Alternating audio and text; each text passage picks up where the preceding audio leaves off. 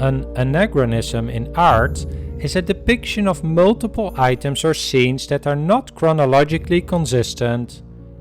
Like, how can a 13th century saint be present at the crucifixion of Christ?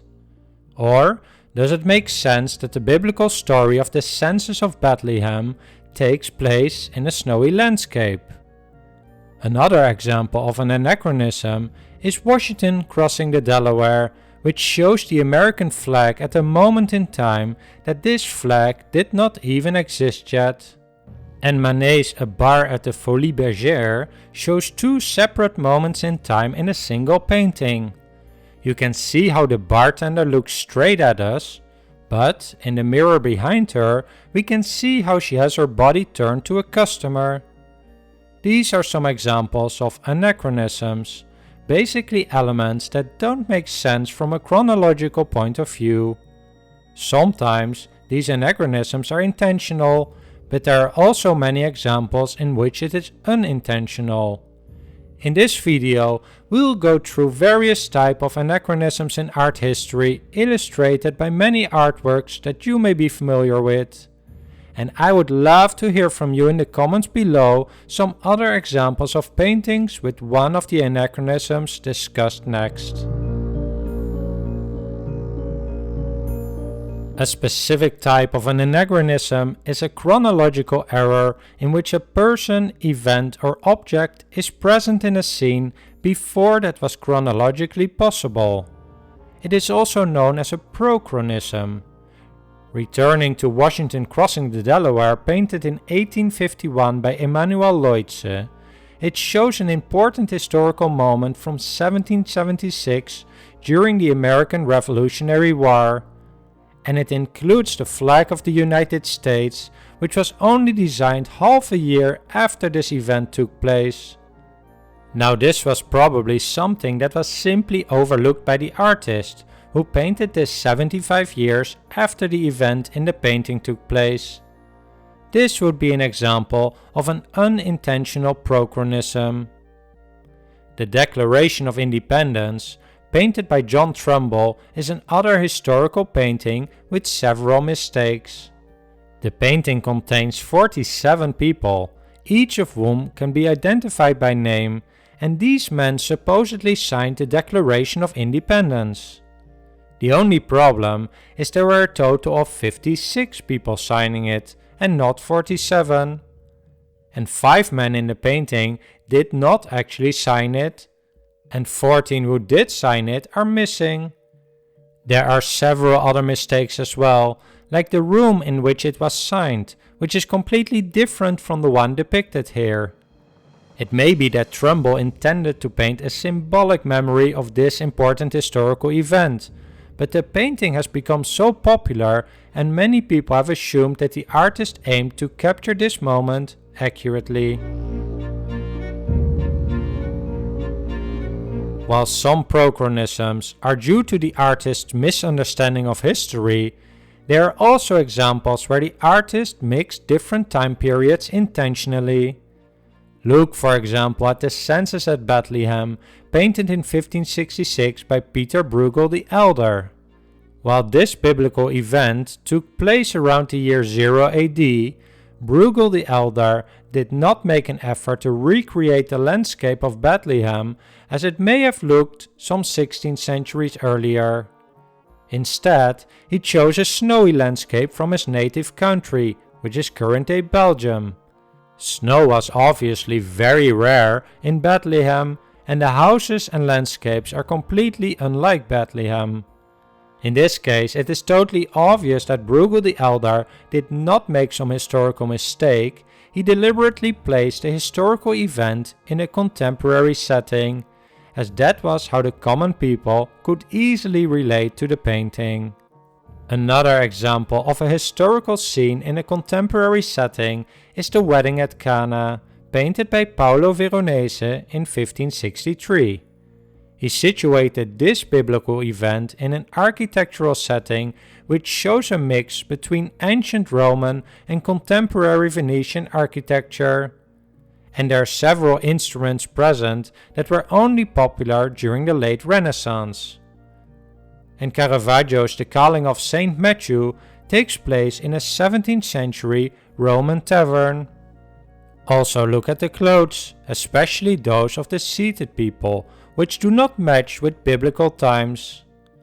Similarly, Rembrandt's painting Aristotle with the bust of Homer shows the ancient Greek philosopher Aristotle dressed in the outfit of a wealthy 17th century Dutch merchant. Some of the anachronisms may require detailed historical knowledge on the chronology of certain events, architecture, and fashion. Others are blatantly obvious, like some paintings showing how a saint that lived much later than Jesus embraces Christ on the cross.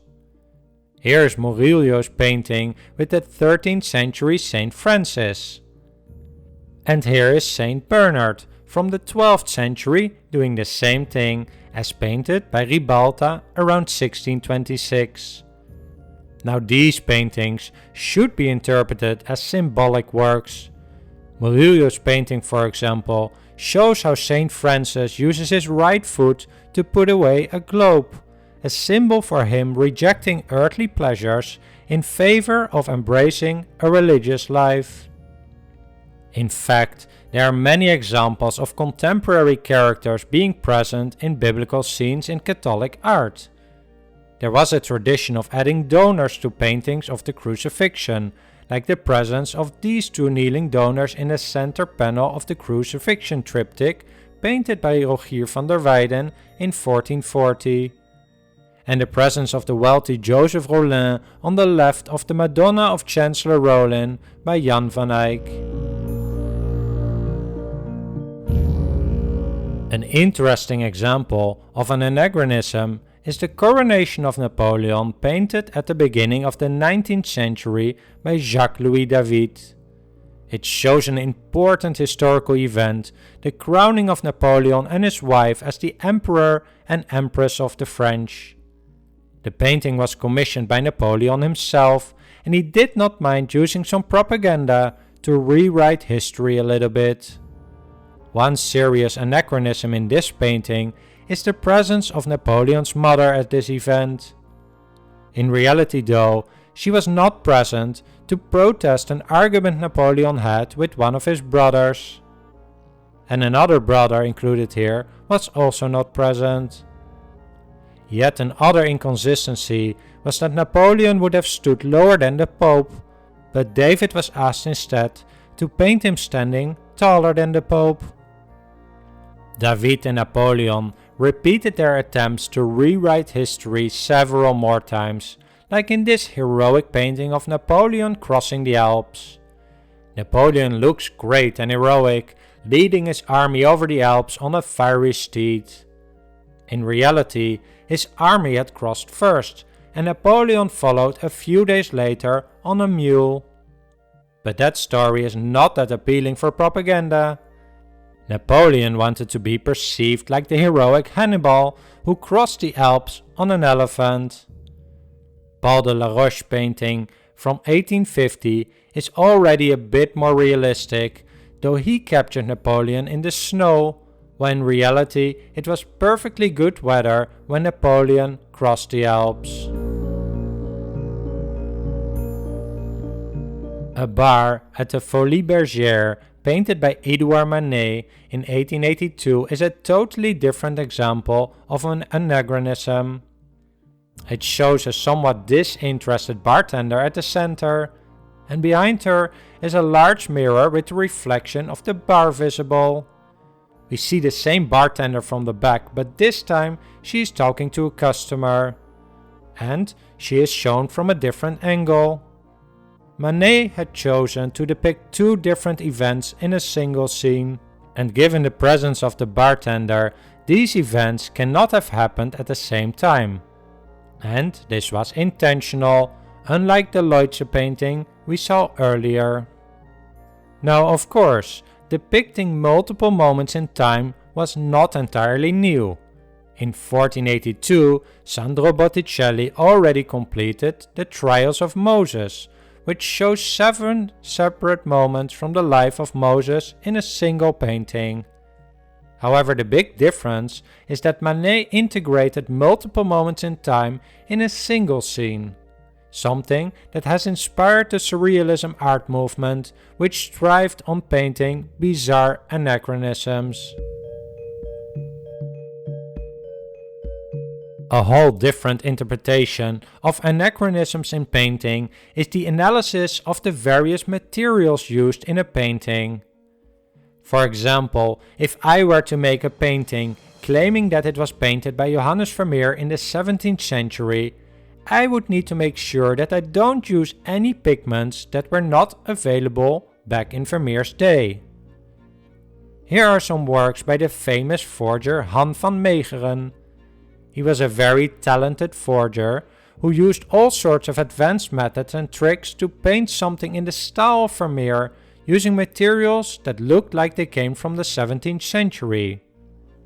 In the case of Van Meegeren, he did this so convincingly that he was able to sell many works pretending to be by Johannes Vermeer and other famous artists without anybody noticing for a long time. In the end, he admitted himself that he produced fakes, and only later scientific methods were able to analyze the pigments in his fakes to confirm that they were much younger than those in authentic works by Vermeer. It may be a bit of a stretch, but using materials in a painting that were not available at the time you claim the painting was made is another type of anachronism in painting. One thing that is somewhat related, but obviously not an anachronism, is when an artist seems to be far ahead of his time, like some of the surreal creatures in the Garden of Earthly Delights by Hieronymus Bosch. They may look oddly modern to us at times, but if there is a relation between some of the modern artworks or surrealist objects and Bosch's painting, it would be Bosch who influenced the future, so that would not be an anachronism. Well, I hope you enjoyed this overview of several types of anachronisms in art history. There are of course many more examples of anachronistic works than shown here, and I would love to hear from you in the comments below which examples come to your mind. Finally, if you want to see more of this content, please subscribe to the channel and hit the thumbs up button. It really helps the channel. Thanks for watching.